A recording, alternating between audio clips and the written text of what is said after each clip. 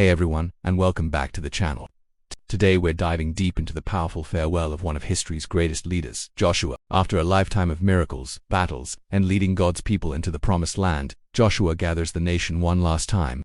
It's not for another battle plan or a victory parade. This time, it's personal. It's a final, heartfelt plea for the future of Israel. Imagine the scene: an old warrior, a man who walked with Moses, who saw the Red Sea part and the walls of Jericho fall, stands before the generations he led. His final words aren't just a nostalgic trip down memory lane. They are a blueprint for a faithful life. He knows his time is short, and what he says next is meant to echo through the ages. So, what was so important that it became his lasting legacy? Let's unpack the incredible wisdom in Joshua's farewell address.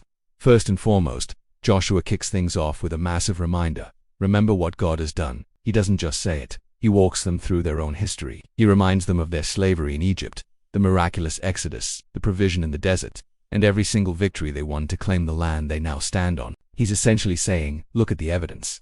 God promised, and God delivered. He fought for you. Not a single one of his good promises has failed. This isn't just about celebrating past victories. It's a strategic move. Joshua knew that the key to future faithfulness is a clear memory of past faithfulness. When we remember how God has shown up for us before, it builds a foundation of trust that is unshakable. It's the fuel for our faith when we face new challenges. He wanted this history to be so deeply ingrained in their identity that they would never forget who their true king and protector was.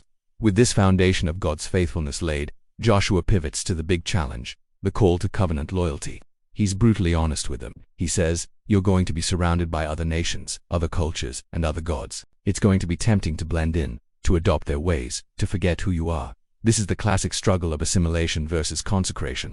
He warns them sternly against idolatry. For us today, idolatry might not look like bowing to a golden statue, but it's anything we put in God's place: our career, money, relationships, even our own comfort. Joshua's warning is timeless. He's telling them, and us, to be vigilant. Don't let the influences of the world around you dilute your devotion. Stay pure, stay focused, and remain exclusively committed to the one true God who brought you this far. He knew that compromise in this area was a slippery slope to spiritual disaster. And this leads to one of the most famous lines in the entire Bible.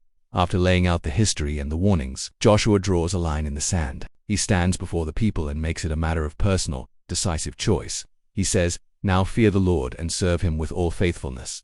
Throw away the gods your ancestors worshipped. But if serving the Lord seems undesirable to you, then choose for yourselves this day whom you will serve. But as for me and my household, we will serve the Lord. Wow, talk about leadership. He doesn't just command them. He leads by example. He makes his own commitment public and clear.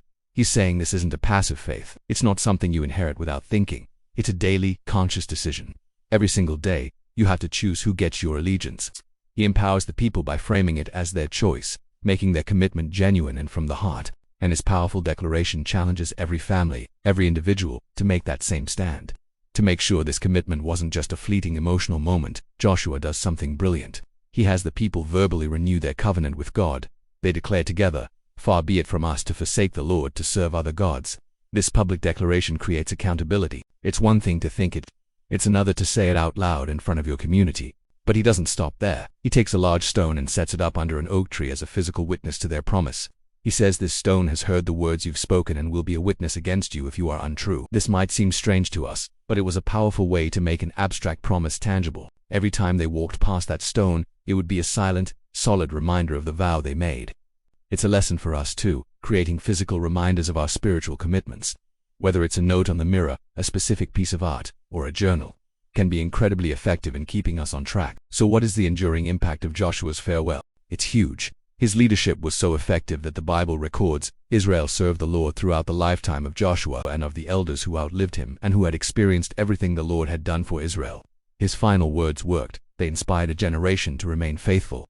His farewell address serves as a masterclass in leadership and maintaining spiritual vitality. First, remember God's faithfulness. Ground your faith in the solid evidence of his past actions. Second, be vigilant against the idols and distracting influences of the surrounding culture. Purity of devotion is key. Third, make a conscious daily choice to serve God. Faith is an active verb.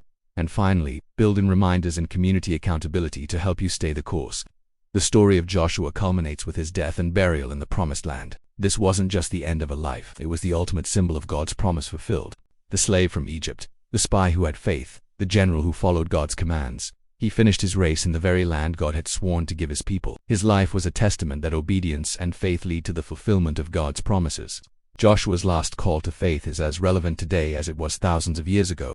We are all faced with the same choice. Who will we serve? In a world full of distractions and competing loyalties, his words challenge us to look back at God's faithfulness in our own lives, to commit ourselves wholeheartedly, and to declare with courage, "As for me and my house, we will serve the Lord." Thanks so much for watching. I hope this look into Joshua's final moments has inspired you. If it has, hit that like button and subscribe for more deep dives into incredible stories from history. Let me know in the comments what part of Joshua's farewell stood out to you the most. Stay faithful, and I'll see you in the next video.